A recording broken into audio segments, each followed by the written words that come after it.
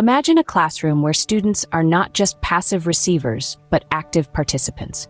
Welcome to activity-based learning, a dynamic method that reinvents the educational narrative. It's a shift from traditional lectures to interactive, hands-on experiences. Students participate in group work, experiments, discussions, fostering an understanding of concepts and honing critical thinking. The essence of this method? Hands-on tasks, teamwork, problem-solving, and practical applications. It keeps students engaged and aids in developing crucial soft skills. Implementing activity-based learning requires meticulous planning, resources, and teacher training. Despite challenges, the advantages are substantial. Activity-based learning is transformative, furnishing learners with the skills to face the modern world's complexity.